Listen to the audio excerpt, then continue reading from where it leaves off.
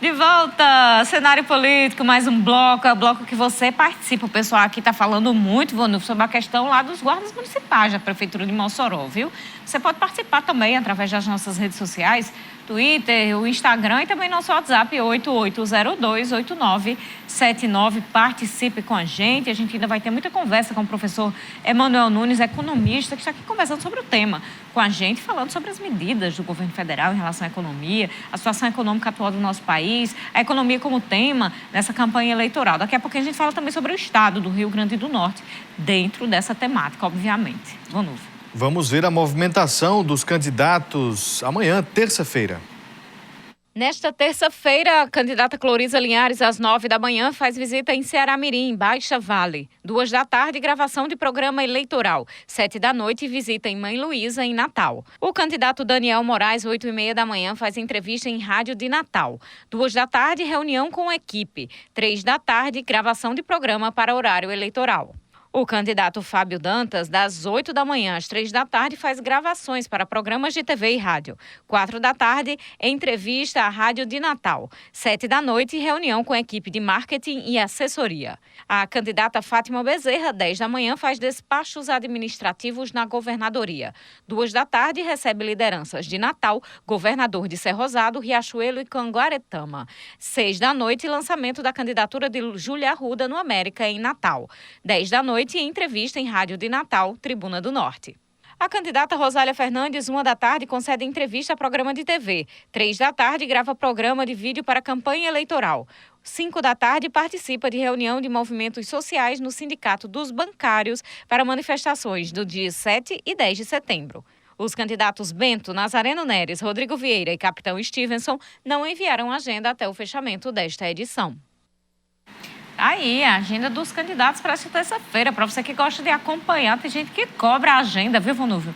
Quando a gente não coloca, tem gente que já fica perguntando. Principalmente a campanha municipal, porque na municipal mesmo é que é campanha. É importante saber o que os candidatos estão fazendo. Eu chamo a atenção aí, Carol, por exemplo, para a governadora Fátima Bezerra, que, se não me falha a memória, ela sempre pela manhã tem a agenda como governadora, ela não deixou de ser governadora. Ela tem os despachos. Tem os despachos ali no período da manhã e à tarde que vai para a folia da Mas a gente ainda vê que durante essas 2 últimas semanas, durante a tarde, durante a semana, ela tem concentrado em Natal. Ela vai para o comitê ainda em Natal, recebendo visitas de lideranças. Ela só sai para a rua mesmo durante a noite e nos finais de semana. É o que eu tenho acompanhado da agenda que vem sendo enviada pela assessoria. E isso é importante, porque, afinal de contas, ela ainda é a chefe do Executivo Estadual e tem todas as responsabilidades, né, de uma governadora. Agora, desde quando você começou, Carol, a trazer essas agendas, a gente não vê realmente o Stevenson se movimentar para absolutamente nada. Eu não sei, de fato, como é que uma pessoa quer ser governador, não sei como é que uma pessoa quer ser ali a maior autoridade do estado sem conversar com as pessoas. Acho que é o básico, é você pelo menos ir até o eleitor e dizer que é candidato.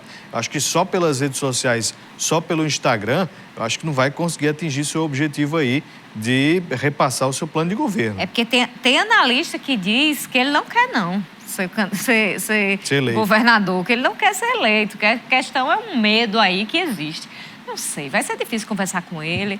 Estamos, inclusive, já agendando nossa rodada de entrevista com os candidatos ao governo do estado aqui no cenário político. Ele não confirmou ainda a presença. Mas a gente vai aguardar e esperar que ele venha. Para o debate já está confirmado, viu? Nosso debate aqui com os governadoráveis que vai acontecer na TCM. Dia 15 de setembro, né, Carol? 15 de setembro, 8h15 da noite, debate aqui na TCM, em Mossoró, com os candidatos ao governo do Rio Grande do Norte.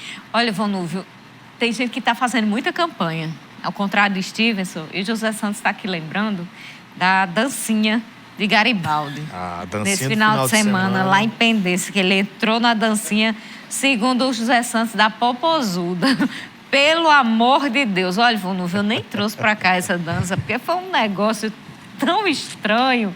O Garibaldi quase que cai, meu Deus, quase que não se segura, deu o que falar, viralizou realmente.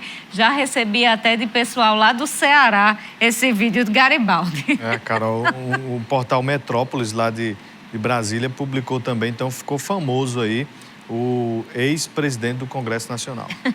João, diretor da UPA do BH, muito obrigada pela audiência aqui participando com a gente. Raimundo Nonato, da Lagoa do Mato, diz que se esses adolescentes fossem bandidos, logo apareceria o Conselho Tutelar independente, viu? Existem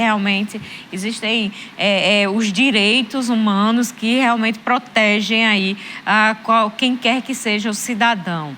A gente tem aqui uma pessoa que está em Governador de Serra Rosada assistindo o programa. É o Erismar Faria, Andréia e Auxiliadora. Um abraço para o pessoal aí de Governador de Serra Rosada ligado no cenário político. A Sérgia diz assim: era para a Guarda Municipal fazer ronda no centro da cidade para coibir arrombamentos de comércio no centro da cidade. Isso, e também a questão do patrimônio público aqui do município de Mossoró. Niel do Sumaré sempre ligado aqui com a gente, diz que gosta muito do programa. Muito obrigada. Daqui a pouquinho a gente lê mais participações. Vamos para a nossa conversa com o professor Emanuel Nunes, que está aqui com a gente. Professor, qual é a sua opinião sobre o empréstimo consignado para os beneficiários do Auxílio Brasil? Eu acho uma tragédia. Isso aí, naturalmente, isso arrepia, né, a nós como economistas, pela perspectiva que se tem de alguém que vai ter um auxílio até janeiro, chegar a realizar algum tipo de empréstimo.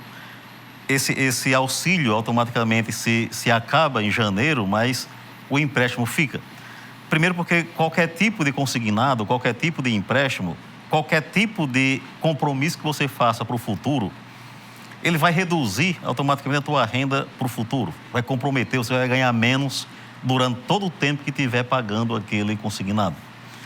E o que me deixa preocupado é porque a ideia de conceder consignado para quem tem o auxílio emergencial está se tratando, Carol Von Novel, da parcela de maior vulnerabilidade econômica e social do país.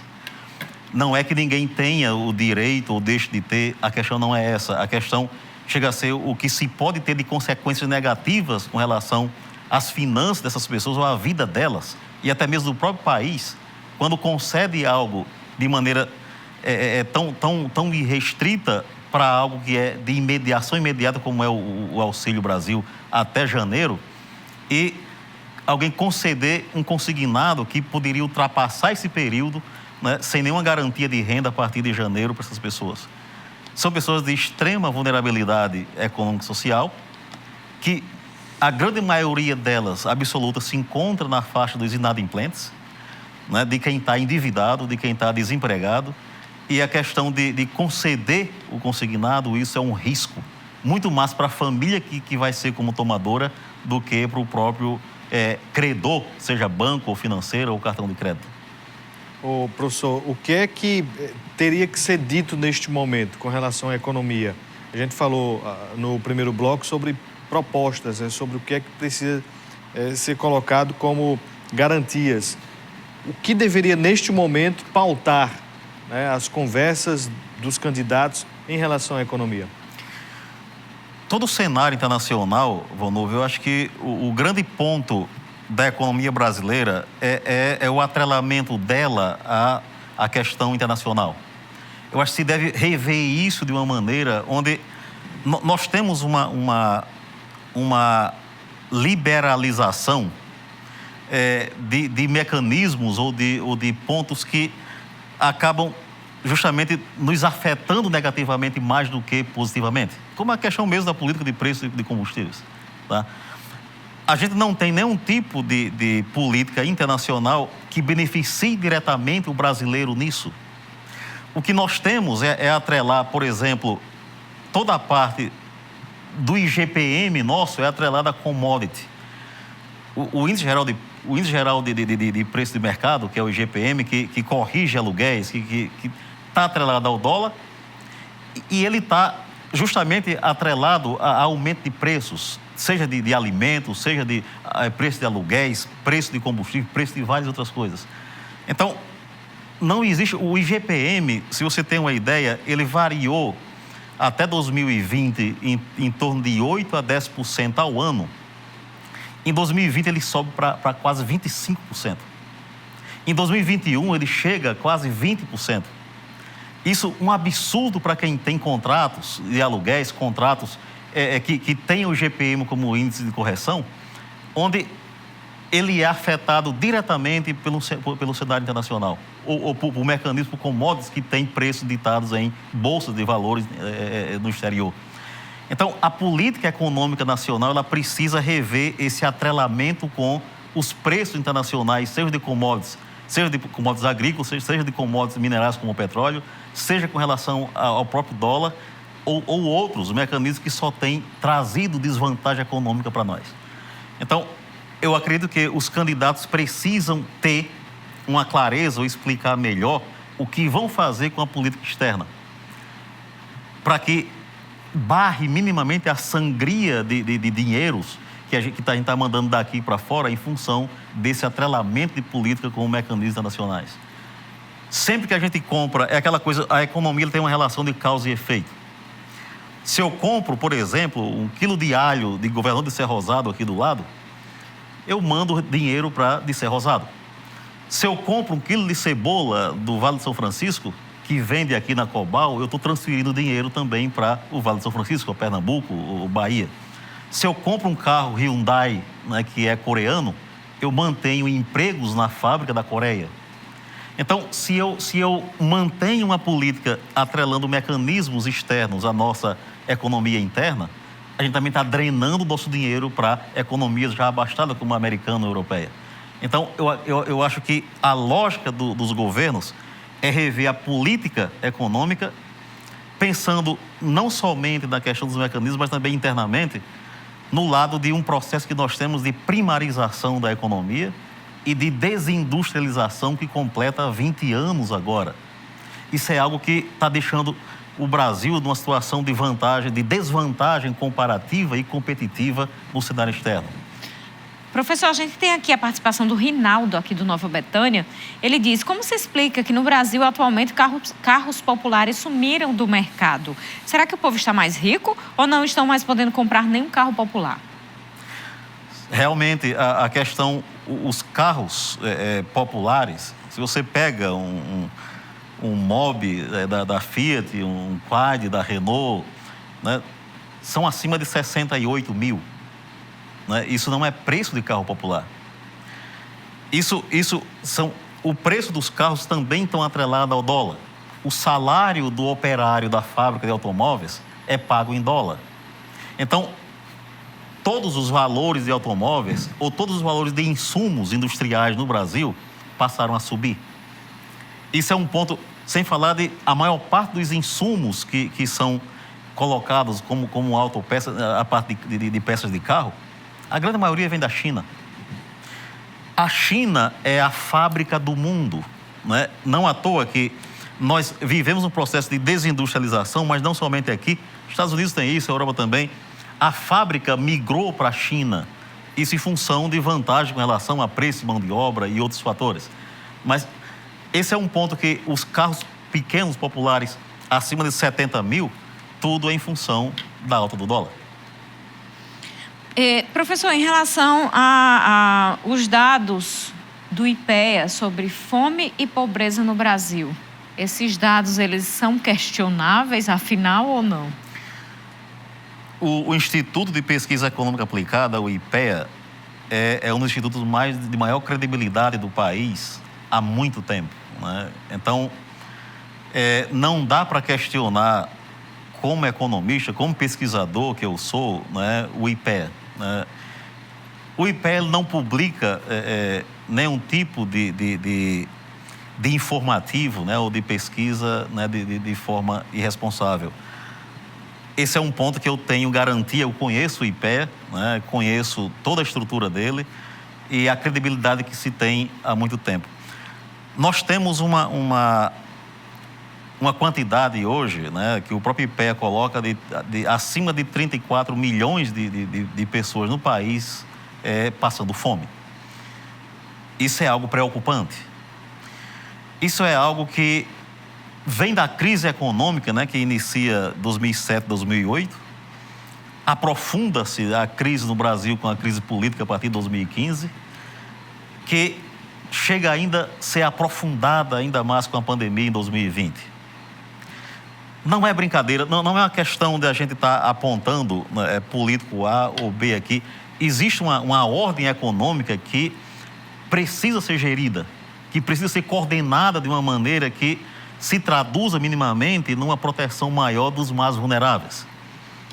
E infelizmente, nós temos um cenário que os mais vulneráveis estão sendo os mais prejudicados e os que estão ampliando a margem ainda mais do número deles com relação à própria fome.